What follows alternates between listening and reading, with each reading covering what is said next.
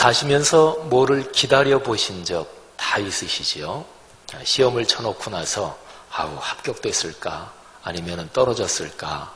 시험 결과, 합격 결과, 거기에 대해서 아주 그냥 가슴 졸이며 기다려 보셨던 경험들 다 있으실 것입니다. 아니면은 사업하시는 분이 어떤 사업권에 대해서 신청을 해놓고 또는 어디에 경쟁에 입찰 지원을 해놓고 그게 될까 안 될까 그런 것도 기다려보신 경험들이 있으실 테고요.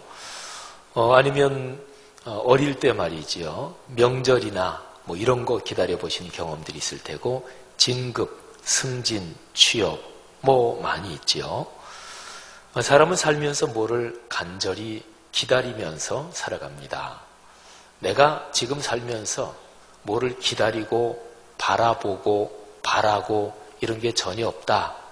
그러면 삶이 무료해지지요. 허무하다 이런 말이 있지요. 허자가 공허하다 아무것도 없다는 얘기잖아요. 무자도 그런 것이고 그래서 사람이 살면서 내가 뭐를 하고 싶다, 가지고 싶다, 뭐를 바라보고 기다리고 이게 전혀 없으면 그 사람의 삶은 허무하게 됩니다. 사람은 살면서 늘 어떤 목적과 목표 또는 기다리고 바라는 것이 있게 됩니다. 그리운 사람을 기다릴 때 그때 얼마나 시간이 막 안 갑니까? 근데 그런 기다림 자체가 커다란 축복이지요. 사람들이 많이 아는 단편소설인데 그 단편소설 처음 어느 정도 부분에서 제가 조금만 읽어드리겠습니다. 한번 어떤 소설인지 여러분이 생각을 해보십시오. 제가 읽는데 이미 나와요. 이거는 거의 모든 사람들이 다 아는 소설인데요. 엄마, 아이는 말했다. 그때 그 타이탄 같은 얼굴은 그에게 다정한 미소를 보내주는 것만 같았다. 저 큰 바위 얼굴이 말을 할 수 있다면 참 좋겠어요. 저렇게 친절한 얼굴을 보면 목소리도 참 듣기 좋을 것 같아요. 만일 저런 얼굴을 가진 사람을 만나면 난 그 사람을 정말 너무너무 좋아할 거예요. 옛날 사람들이 예언한 것이 사실이라면 우리는 언제고 저것과 똑같은 얼굴을 가진 사람을 만날 수 있을 거야. 어떤 예언 말이에요? 엄마, 어서 그 이야기 좀 해줘요. 어니스트는 열심히 물었다. 그러자 어머니는 자기 역시 자기 아들 어니스트보다 더 어렸을 때 어머니한테 들은 이야기를 어니스트에게 들려주었다. 그것은 과거에 벌어졌던 일에 대한 이야기가 아니었다. 앞으로 일어날 일에 대한 이야기였다. 그러나 그것은 또한 오래전부터 전해져 내려오는 이야기이기도 했다. 옛날에 이 골짜기에 살고 있던 아메리칸 인디언들 역시 그들의 조상으로부터 그 이야기를 전해 들었다고 한다. 그리고 그 조상들은 그 이야기를 맨 처음 들려준 것이 산골짜기를 흐르는 시냇물, 나무 끝을 스치는 바람의 속삭임이었다는 것이다. 인디언의 조상들은 이 이야기가 확실하다고 단언했다. 그 이야기의 골자는 어느 땐가 장차 이 골짜기 근처에 한 아이가 태어나고 그 아이는 고상한 인물이 될 운명을 타고난다는 것이다. 그리고 그 아이는 어른이 되면서 점차 얼굴이 큰 바위 얼굴을 닮아간다는 것이었다. 엄마! 어니스트는 손뼉을 치며 외쳤다. 내가 커서 그런 사람을 만나보면 얼마나 좋을까? 어니스트의 어머니는 애정이 풍부하고 생각이 깊은 여인이었다. 그래서 자기 아들의 커다란 소망을 깨뜨리지 않는 것이 현명할 것이라고 생각했다. 그래서 그는 아들에게 말했다. 어니스트야, 너는 아마 그런 사람을 꼭 만나게 될 거야. 짐작하셨겠지만 나다나엘 호돈이라는 미국의 유명한 소설가, 1800년대 사람이에요. 그 사람이 쓴 큰 바위 얼굴이라는 단편에서 제가 잠깐 읽었습니다. 주홍 글씨로 아주 유명하고 또 청교도적 삶의 태도 또 그런 사상을 가진 그런 소설가로 잘 알려져 있죠. 이 얘기 쭉 진행되는 건 아시지요? 이 어니스트란 소년이 쭉 이제 성장하고 자라가면서 평생 그 마을에서 사는데 늘 언제 저 큰 바위 얼굴을 닮은 사람이 나타날까? 근데 그 마을 출신으로서 아주 돈을 많이 번 사람, 외지에서 성공한 사람이 마을에 이제 오는데 사람들이 그 사람이 큰바위 얼굴일 거야. 근데 보니까 아니에요. 그 다음에는 전쟁에서 혁혁한 공훈을 세운 아주 훌륭한 군인이, 장군이 그 마을 출신으로서 이제 다시 금의 환양을 하게 되는데 많은 사람들이 이번에야말로 그 큰바위 얼굴, 그 예언이 성취되는 게 맞다. 보니까 그것도 아니에요. 그리고 세 번째는 아주 성공하고 훌륭한 정치가가 또 그 마을 출신으로 성공해서 마을로 오는데 온 사람들이, 마을 사람들이 다 기대를 했지요. 근데 역시 아니었습니다. 이런 걸 겪으면서 어니스트가 점점 나이가 들어갑니다. 근데 어니스트가 노인이 됐을 때 어느 해질녘에 어니스트의 얼굴이 큰바위 얼굴하고 아주 똑같이 그렇게 보였다. 그러면서 이제 소설이 끝나지요. 사람은 뭐를 기다리고 바라고 또는 바라보고 그렇게 사는 존재입니다. 그리고 그 사람이 어떤 미래를 살아가게 될 것인가, 그 사람의 앞날의 삶의 모습은 어떠할 것인가, 그거는 아주 간단합니다. 그 사람이 기다리는 것이 그 사람의 미래고 그 사람이 바라고 바라보는 것이 그 사람의 미래의 모습이 됩니다. 그래서 아주 단정적으로 이렇게까지도 얘기할 수 있습니다. 그 사람이 기다리고 바라는 것이 곧 그 사람의 인생이다. 심리학적으로, 그리고 사람의 신체, 이 생체를 연구하는 의학, 과학적으로도 사람이 뭐를 간절히 바라면 그쪽으로 되고 닮아간다고 그러지요. 여러분, 요즘에 여러분의 삶에서 기다리고 바라는 것이 무엇인지 한번 각자 자기의 삶을 생각해 보십시오. 뭐를 바라고 뭐를 기다리십니까? 사람마다 다를 수 있겠지만 대부분의 사람들이 공통적인 사항도 언제나 있습니다. 예를 들면 경제적인 문제, 돈 문제 말이지요. 거기하고 연관해서는 사람은 늘 좀 더 경제적으로 부유해졌으면 좋겠다. 사업이 잘 돼서 수입이 좀 더 늘어났으면 좋겠다. 그런 기다림, 그런 바람, 이거는 누구나 다 가지고 있잖아요. 자연스러운 것입니다. 또 당연한 것입니다. 건강 문제에 대해서도 사람은 누구나 다 거의 공통적으로 기다림과 그리고 간절한 소망이 있지요. 특히 병이 걸렸을 때 가족 중에 누가 심한 병이 걸렸다든지 점점 나이가 들어가시면서 몸이 어디가 안 좋아지고 시력이 약해져서 백내장 수술을 받아야 된다든지 당 수치가 높아진다든지 그럴 때는 누구나 다 건강했으면 좋겠다. 운동을 좀 열심히 해야지. 이런 기다림, 이런 바람을 또 누구나 갖고 있습니다. 당연한 것이고 또 자연스러운 것입니다. 사람이 살면서 가장 행복한 것이 사람 관계에서 행복한 것인데 거꾸로 뒤집으면 제일 힘든 게 사람 관계고, 그래서 꼬이고 얽히고 그리고 서로가 그냥 오해해가지고 아주 힘들게 된 인간관계, 그런 관계가 좀 풀렸으면 좋겠다. 그 어려움이 좀 없어졌으면 좋겠다. 이런 기다림, 이런 바람, 이것도 또 되게 누구나 다 가지고 있습니다. 근데 어떤 것이든 좋습니다.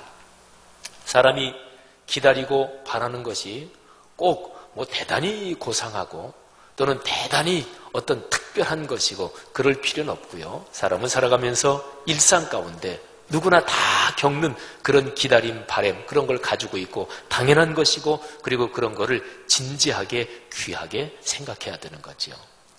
자, 그런데 이런 질문을 하나 스스로에게 던져보십시오. 나는 하나님을 간절하게 기다리고 바랬던 그런 경험이 있는가? 한번 생각해 보십시오.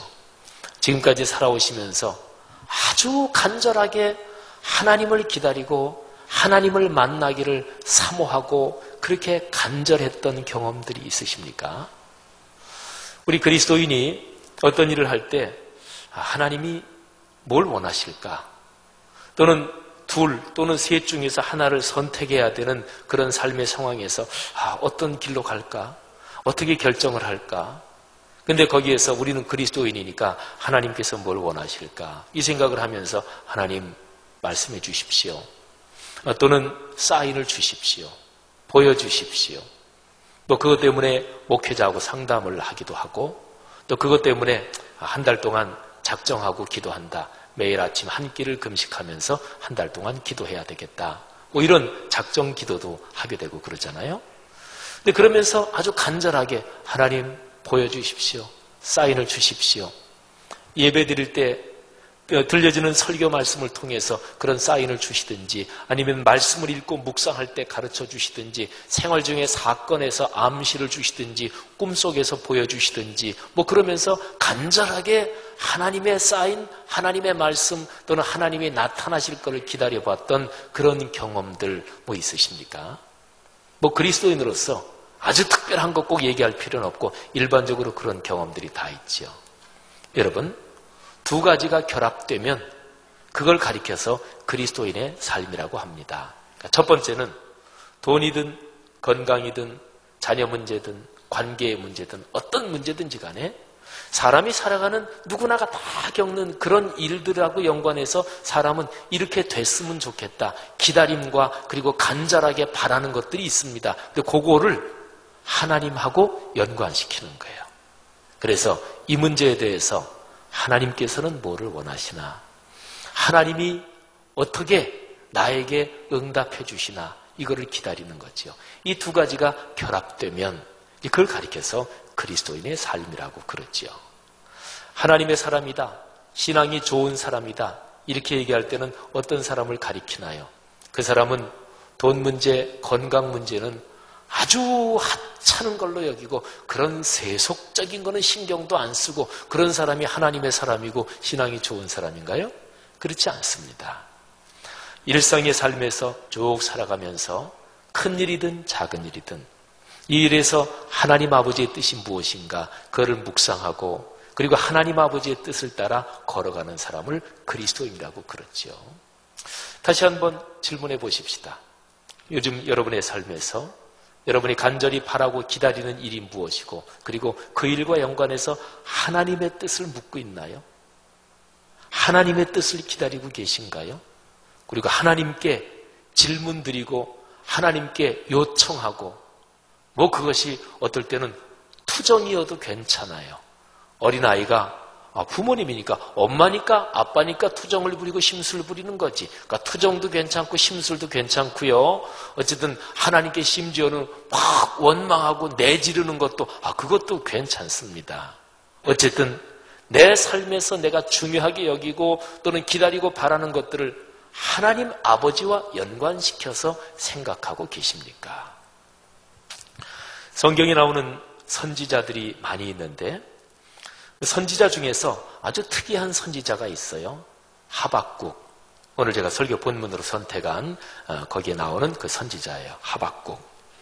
근데 하박국 선지자는 대개의 선지자가 하나님께서 말씀을 주시면 그 말씀을 받아서 사람들에게 전하고 하나님의 뜻을 펼치고 이제 그러는 사람들이에요.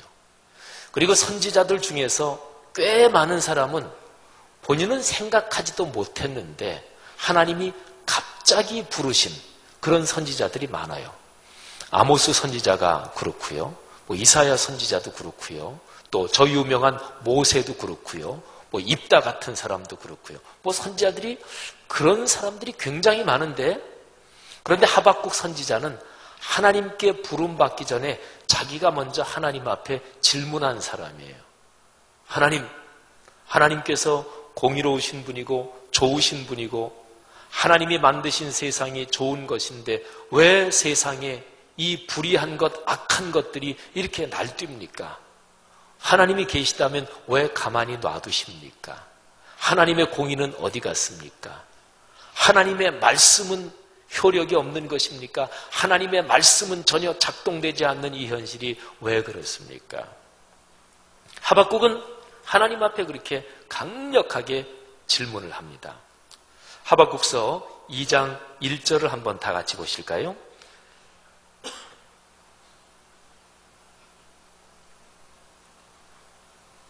하박국서 2장 1절 제가 한번 읽습니다. 보십시오. 내가 내 파수하는 곳에 서며 성루에 서리라.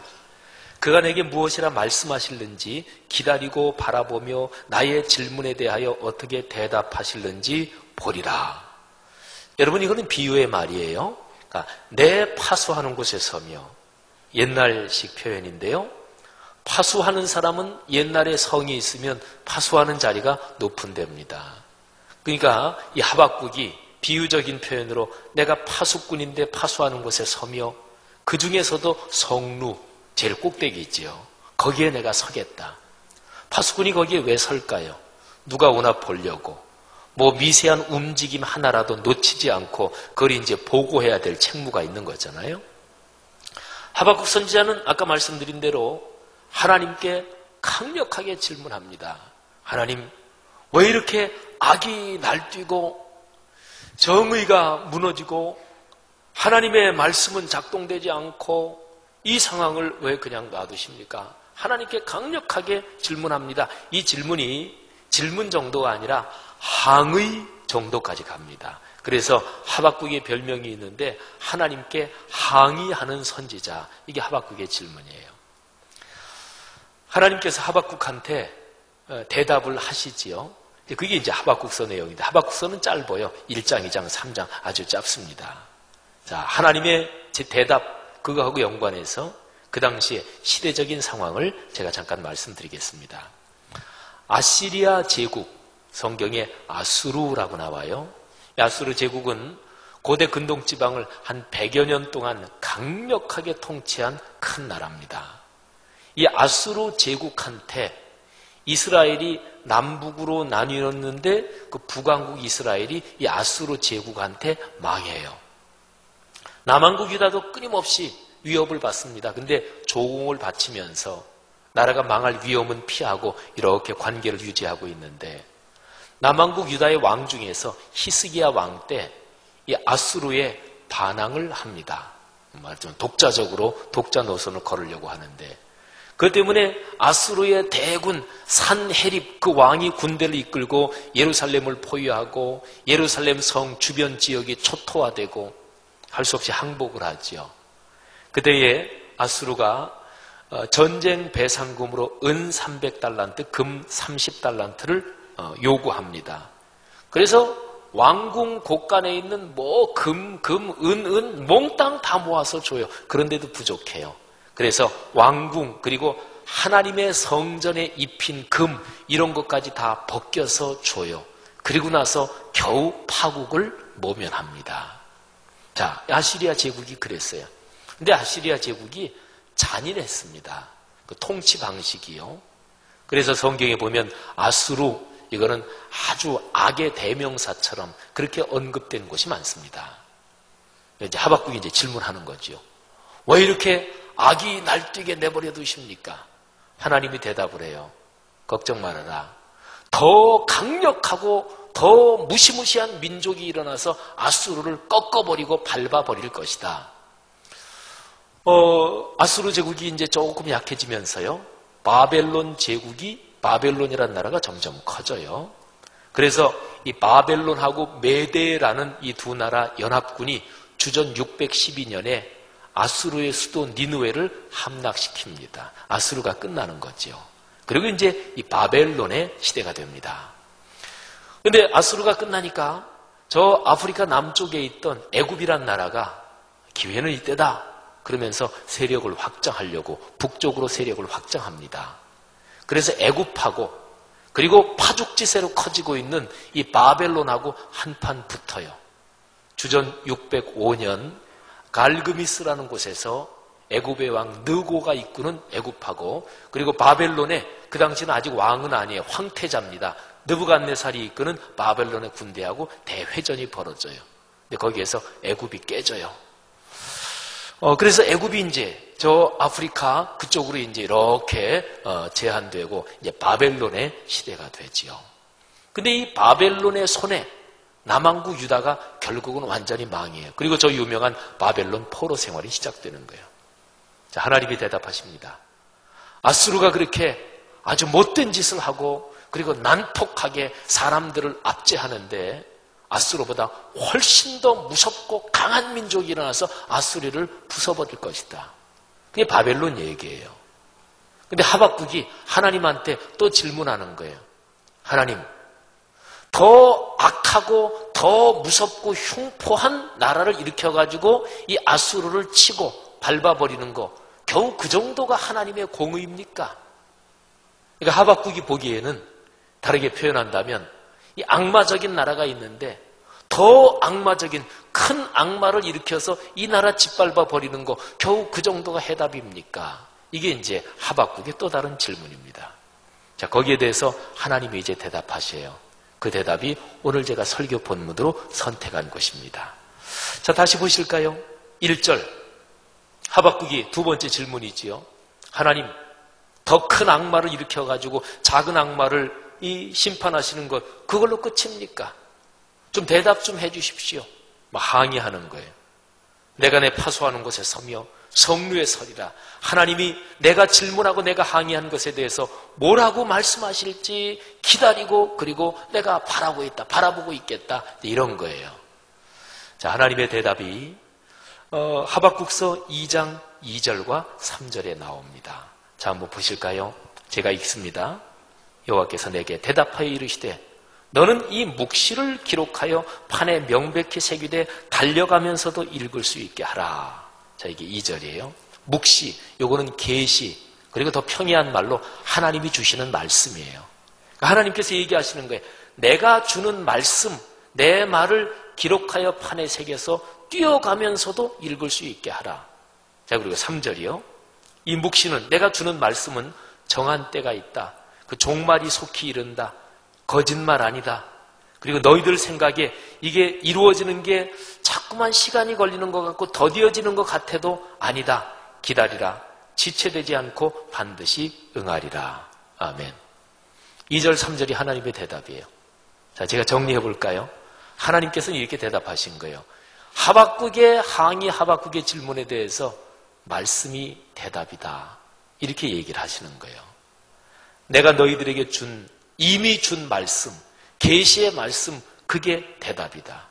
근데 문제는요, 하나님이 이미 말씀을 주셨고 또 하나님이 말씀을 주시는데 말씀을 받고서 그거를 읽지 않고 귀 기울이지 않으니까 그게 무슨 소용이 있겠어요? 여러분, 하나님이 주신 말씀, 66권 성경 말씀이 진리의 말씀이고 넓게 그리고 큰 범위로 보면 하나님의 큰 섭리가, 이 말씀에 기록된 하나님의 섭리가 세계사를 움직여 나가고 개인 역사부터 시작해서 모든 것을 섭리해 나가는데 말씀을 주어졌는데 읽지 않으니까 그게 무슨 소용이에요? 말씀을 읽더라도 그 말씀을 지식으로만 생각하니 그 말씀이 내 삶을 변화시키는 데까지는 이게 부족한 거예요. 아니면 말씀을 묵상하고 그러면서 이 말씀에서 종교적인 깊은 유희를 느끼기까지는 하는데 그게 삶의 결단으로 이어지지 않으니까 이 말씀이 작동되지가 않는 거예요. 그래서 하나님께서 하박국에게 해주신 얘기가 그거예요. 하박국의 강력한 항의에 대해서 야, 내가 너희에게 준 말씀 그리고 너희에게 계속해서 그 말씀을 통해서 얘기할 텐데 내 말씀이 그게 답이다. 그런데 중요한 거는 그 말씀을 기록하고 판에 새겨라. 뛰어가면서도 읽을 수 있게 해라. 요즘 말로 말하면 자동차를 몰고 고속으로 달리면서도 눈에 보이게 그렇게 기록해라. 핑계댈 수 없도록, 그리고 어떤 경우에도 읽을 수 있도록, 그리고 나중에 책임 소재를 물을 수 있도록. 제가 이제 어디 다른 교회 설교하러 집회 나가잖아요. 그러면 제가 집회 나갈 때마다 제가 설교 본문으로 자주 잡는 게 창세기 12장 1절부터 4절입니다. 목사가 자기가 목회하는 교회에서는 뭐 똑같은 거 반복하기가 그렇잖아요. 근데 이제 다른 데 집회 나가면 자기가 제일 은혜 받은 말씀, 하나님이 자기에게 주신 은혜, 그거를 전하니까 편리한 말로 하면 자기의 18번을 설교하는 거예요. 근데 창세기 12장 1절부터 4절은 제가 너무너무 은혜 받은 말씀이고, 특별히 1, 2, 3절은 우리 교회 말씀 묵상지 보시니 참 좋았더라. 이 묵상의 원리가 거기에 그대로 구조적으로 들어있습니다. 1절은 비움, 2절은 채움, 3절은 나눔. 근데 제가 늘 18번으로 하는 설교니까 그 정도면 뭐 원고 이렇게 보지 않고 그냥 뭐 1시간 정도 얼마든지 설교하는데, 그런데도 제가 창세기 12장 1절부터 4절을 설교할 때는 제가 긴장을 해요. 왜냐하면 이 말씀이 너무나 소중하니까, 이 말씀의 축복의 원리가 너무나 정확하게 적혀 있으니까 이거를 잘 전달해야지, 이런 것 때문에 제가 긴장을 합니다. 그리고 한 4, 50분 거의 이제 설교가 다 끝날 때쯤 되면 제가 다음과 같은 멘트를 자주 합니다. 여러분, 저는 나중에 하나님 앞에 섰을 때 창세기 12장 1절부터 4절 요 말씀을 이 대관령교회에서, 이 당진중앙교회에서 왜 정확하게 내가 전달 안 했느냐, 그런 책망을 하나님 앞에 저는 이제는 받지 않습니다. 저는 지금 최선을 다해서 다 설명드렸습니다. 이제 공은 여러분에게 넘어갔습니다. 이제 여러분 책임입니다. 저는 이제 책임 없어요. 저는 하나님 앞에서 창세기 12장 1절부터 4절 가지고 여러분 교회에 대해서 저는 책망을 받지 않을 것입니다. 제가 그런 멘트를 자주 해요. 사랑하신 여러분, 하나님의 말씀이 우리에게 주어졌는데 이 말씀이 진리다, 또는 예수 안 믿는 사람들도 뭐 불경이든 성경이든 다 고등 종교의 경전이니까 그거 다 좋은 말씀이지, 이 정도는 인정하는데 우리는 좋은 말씀 정도가 아니라 그게 진리라고 믿잖아요. 그게 내 삶에서 작동될 것이라고 그렇게 믿고 그걸 사모하잖아요. 그러려면 읽어야 돼요. 그리고 깊이 새겨야 돼요. 자, 그런데 하나님께서 하박국에게 3절에서 이런 얘기를 해요. 이 묵시는 정한 때가 있다. 종말이 속히 이르겠다. 자, 3절에 아주 중요한 얘기가 몇 가지 담겨 있는데 제가 풀어서 설명을 드리겠습니다. 이 묵시, 내가 너에게 준 말씀, 내가 너에게 주는 말씀은 정한 때가 있는데 그 종말이 속히 이른다. 이걸 이렇게 설명할 수가 있어요. 활 쏘는 거 생각해 보세요. 이 시위에서 화살이 팽 하고 나갑니다. 그 화살이 벌써 시위를 떠났어요. 그 화살이 지금 비행하는 중이잖아요. 표적이 저기 있어요. 오늘 여기에서 정한 때가 있다, 그 종말이 속히 이르겠다, 이거는 말하자면 그런 무드의 표현입니다. 내가 너희에게 준 말씀은 그건 이미 하나님 입에서 나온 것이고 우리에게 전달됐으니까 시위를 떠난 화살 같다, 그런 거예요. 화살이 지금 날아가고 있다. 표적까지 간다. 지금 가는 중이다. 그리고 종말이 속히 이르겠다. 그 표적에 드디어 꽂힐 것이다. 그런 말씀입니다, 이게. 내가 너에게 준 말, 거짓말 아니다. 여러분, 진짜로 훌륭하고 진짜로 존경스럽고 진짜로 높은 직책이 있는 사람은 자기가 얘기하면서 이거 거짓말 아닙니다, 또는 제 말 좀 제발 믿어주세요, 이렇게 사실은 얘기하는 거 아니지요. 네, 하나님께서 말씀하십니다.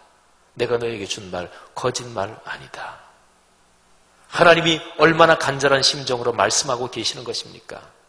그리고 그 다음에 이어지는 게 비록 더딜지라도, 여기에서는 좀 수식어를 붙인다면 너희가 생각하기에, 사람이 보기에 이게 빨리 안 되네, 자꾸만 연기되네, 지체되네, 그건 너희가 생각이다. 너희가 더디다고 생각되는데 그렇지 않다. 지체되지 않는다. 하나님께서 정하신 그 계획 일정에 따라서 계속 진행되고 있는 것이다. 반드시 이루어지고 응한다. 너희 생각에 그럴지라도 기다리라. 자, 이 단어가 중요합니다. 더딜지라도 기다리라. 이게 번역이 조금 약한데요, 좀 설명해서 번역하자면 더디다고 보일지라도 말씀 붙잡고 버텨야 된다. 물러서면 안 된다. 말씀 놓으면 안 된다. 사람이 대개 시간이 흐르면 마음이 약해집니다. 그리고 흔들립니다. 그래서 인생사 모든 면에서 뭐 상업상의 거래든 정치적인 면이든 또는 뭐 기싸움이든 전쟁이든 사람 사는 모든 것에서 공통적으로 적용되는 전략이 있습니다. 그거는 시간 끌기 전략. 이거는 어느 분야에나 공통적이에요. 사탄도 마찬가지라는 걸 기억하십시오. 하나님의 시간, 그거하고 우리의 시간은 달라요. 하나님의 일정 진행되는 방식하고 우리의 방식은 달라요. 우리는 종종 내 시간 계획 그리고 내 방식에 하나님이 맞춰줘야 된다고 생각하고 자기도 모르게 그렇게 생각을 해요. 아닙니다. 우리가 하나님의 시간 그리고 하나님의 방식을 우리가 묵상하고 거기에 맞춰야 돼요. 여기에서 기다리라 그런 거는 시간이 좀 더딘 것 같아도 약해지면 안 된다, 흔들리면 안 된다, 말씀을 붙잡고 이 말씀은 거짓말 아니다, 진짜로 이루어진다, 이런 확신을 가지고 그 자리를 버텨야 된다, 그리고 견뎌야 된다. 이런 뜻입니다. 사랑하신 여러분, 하나님의 말씀이 오늘날 한국교회 그리고 오늘날 세계에서 자꾸 약해지고 있어요. 제 표현이 정확하게 말하면 잘못됐지요. 하나님의 말씀이 약해지고 있는 건 아니고요. 하나님의 말씀이 진리다. 이 말씀 붙잡고 살아야 된다. 이렇게 마땅히 생각해야 되는 그리스도인들의 마음이 약해지고 있고 그리스도인들이 흔들리고 있단 말이에요. 저 같은 목사들도 또는 장로님, 권사님 이런 중직자들, 기독교 지도자분들도 말씀에서 약해지고 있어요. 여러분, 돈이 얼마 더 생기느냐 그게 중요한 게 아니고 하나님의 뜻이 무엇이냐 그게 중요한 것이고 내가 얼마나 더 편하냐 이게 중요한 것이 아니고 하나님의 거룩한 섭리가 뭐냐 그게 더 중요한 거지요. 그러니까 시간이 지나면서 자꾸만 약해지는 거예요. 하나님께서 말씀하십니다. 버텨야 된다. 물러서지 말아라. 보루의 역할을 할 사람이 있어야 된다. 성도 여러분들이요, 하나님의 말씀이 답이다. 말씀이 명백하게 기록된 게 66권 성경인데 그게 답이다. 하나님이 하박국에게 말씀해 주시는 건 그런 거예요. 인류 역사를 통틀어서 신앙을 가지든 가지지 않았든지 간에 뭔가 사람답게 진실하게 살아야 좋다 이런 생각 가진 훌륭한 분들은 늘 있어요. 그런데 하나님을 아버지라 부르고 예수님을 그리스도라 고백하는 그리스도인들 가운데 진짜로 신앙인답게 살고 싶다 이러는 사람도 늘 있어 왔어요. 이런 사람들이 보기에 이 세상 보니까 이게 말이 아니거든요. 근데 그런 사람들이 고민할 때가 있어요. 그때 하나님께서 그런 사람들에게 대답해 주시는 거예요. 66권 성경 말씀이 답이다. 다만 중요한 거는 말씀을 사람 마음대로 재단하지 말고 하나님의 시간과 하나님의 방법, 곧 하나님의 말씀을 하나님의 말씀으로 받아들이는 게 답이다. 그러면 보인다. 데살로니가전서 2장 13절 우리 교회가 암송한 구절이잖아요. 이러므로 우리가 하나님께 끊임없이 감사함은 너희가 우리에게 들은 바 하나님의 말씀을 받을 때에 사람의 말로 받지 아니하고 하나님의 말씀으로 받음이니. 이건 너무 당연하지요. 하나님의 말씀인데 하나님의 말씀으로 받아야지. 하나님의 말씀을 하나님의 말씀으로 안 받고 덕담 차원으로 받는다든지 저 사람의 생각이지 이렇게 받는 거 그게 잘못 아닙니까? 사도 바울은 데살로니가 교회 그 도시에서 일어났던 위대한 역사를 생각하면서 그 힘이 여기에 있다고 보는 거예요. 하나님의 말씀을 하나님의 말씀으로 받음이니 진실로 그러하도다. 이 말씀이 또한 너희 믿는 자 가운데에서 역사하느니라. 살아 움직이느니라. 작동하고 있다. 어떤 경우에도 말씀의 자리에서 물러서지 말고 버티어 지키면 그러면 답이 보이는 거예요. 하나님의 말씀은 이루어진다. 하나님의 말씀을 믿고 사는 사람들이 상과 복을 받고 하나님께 영광이 된다. 하나님의 말씀을 붙잡고 사는 사람들, 그런 사람들이 결국엔 가서 보게 되는 현실, 그리고 이루어지게 되는 현실이 무엇인가? 아주 유명한 구절이지요. 우리 CCM에도 나오는 아주 유명한 구절, 그게 바로 하박국서 2장 14절이에요. 이는 물이 바다를 덮음같이 여호와의 영광을 인정하는 것이 세상에 가득함이니라. 아멘. 우리 많은 사람들이 찬양으로 부르는 이게 말씀을 붙잡고 버티고 물러서지 않는 이런 사람들, 이런 사람들의 연대가 있을 때 그게 이루어진다는 거예요. 여러분, 말씀을 붙잡고 말씀을 묵상하며 말씀대로 살기를 열망하는 사람들, 이 확신이 있는 사람들이 누리는 가장 커다란 복을 이렇게 표현해 볼 수 있어요. 결국은 승리하는데 그 승리를 선취적 승리, 앞당긴 승리, 선불 승리, 이렇게 표현할 수 있어요. 내가 퇴직이 한 5년 남았는데, 근데 퇴직금을, 지금까지의 퇴직금을 좀 정산해서 좀 미리 받고 싶다. 그럼 미리 선불 받은 거 아니에요. 그러면 정상적으로 얘기하면 5년 후에 퇴직금 받아서 사업을 하든 뭘 하든 간에 할 텐데 그게 아니라 5년 미리 이거를 누리는 거 아니겠어요? 그래서 선불 승리 또는 앞당긴 승리. 여러분 보세요. 우리 그리스도인이 무지무지하게 많이 아는 구절을 제가 또 하나 말씀드릴 거예요. 이 구절이 바로 하박국서의 결론이에요. 하박국이 하나님 앞에 항의하듯이 하나님, 이 불의가 웬 말입니까? 하나님의 정의는 어디 있습니까? 그럴 때 하나님께서 궁극적으로 대답해 주시는 게 말씀이 답이야. 그런데 말씀을 읽지 않아서 그래. 말씀을 묵상하지 않아서 그래. 말씀이 참으로 내 삶에 복이 된다는 것을 확신하지 않고 거기에 자신을 좀 던지지 않아서 그래. 한 발 넣고 한 발 빼고 있어서 어떻게 말씀의 맛을 알겠어요? 이게 하나님의 답인데, 근데 그거를 하박국이 깨닫고 나서 하박국이 이렇게 고백을 해요. 많이 들었던 구절이에요. 이게 하박국서 3장 17절, 하박국이 3장까지밖에 없어요. 그 마지막 부분이에요. 비록 무화과 나무가 무성하지 못하며 포도나무에 열매가 없으며 감람나무에 소출이 없으며 밭에 먹을 것이 없으며 우리의 양이 없으며 외양간에 소가 없을지라도 나는 여호와로 말미암아 즐거워하며 나의 구원의 하나님으로 말미암아 기뻐하리로다. 주 여호와는 나의 힘이시라. 나의 발을 사슴과 같게 하사 나를 나의 높은 곳으로 다니게 하시리로다. 아멘. 하박국서의 결론이에요. 그러니까 현실은 양이 없어요. 소가 없어요. 경제적으로 어려워요. 현실은 아직까지 문제가 해결이 안 됐어요. 그런데 강력한 기쁨이 가슴을 사로잡는다는 거예요. 이게 바로 말씀을 묵상할 때 일어나는 거예요. 여러분, 항상 기뻐하라. 쉬지 말고 기도하라. 범사에 감사하라. 내가 몇 억을 빚졌다. 여러분, 그러면 몇 억을 다 갚을 때까지는 전혀 기뻐할 수 없는 거예요? 아닙니다. 몇 억을 빚진 상태에서도 기뻐할 수 있어요. 감사할 수 있어요. 잘 될 거라는 걸 확신할 수 있어요. 빚진 게 아니라 거꾸로 몇백억 재산을 가진 사람도 지금 몇백억 재산을 가지고 불평할 수 있고 자기가 불행하다고 생각할 수 있고 그리고 그냥 자기 인생을 비관할 수도 있어요. 말씀이 주는 능력이 그거예요. 이게 기독교 신앙이에요. 사랑하신 여러분, 하나님께서 우리에게 주시는 거룩한 말씀의 능력을 체험하십시다. 뭐를 기다리고 뭐를 바라보십니까? 기다리는 것, 바라는 것, 바라보는 것, 그게 여러분의 인생이에요. 그게 그 사람의 인생이에요. 66권 성경 말씀을 묵상하고 읽고 바라보고 기다리면 하나님 말씀에서 약속한 위대한 인생, 위대한 축복이 여러분 우리 모두의 삶이 될 것입니다. 한국교회가 오늘날 이 땅의 그리스도인이 말씀을 붙잡고 말씀의 자리에서 밀리지 않고 버티고 설 수 있는 보루의 역할을 하는 그리스도인이 점점 더 많아져야 돼요. 목사들 중에 그런 목사가 좀 생겨야 돼요. 자꾸 생겨야 돼요. 장로님들 중에 내 인생은 내가 하나님의 말씀에 내가 승부를 걸었다. 이런 장로님들, 집사님들, 권사님들이 더 많아져야 돼요. 그래야 한국교회가 살아요. 그게 이 나라가 사는 길이에요. 정치, 경제, 사회문화 모든 게 사는 게 바로 그 길입니다. 성도들이요, 우리 교회 공동체가 그런 중심 자리에 서기를 열망하십시오.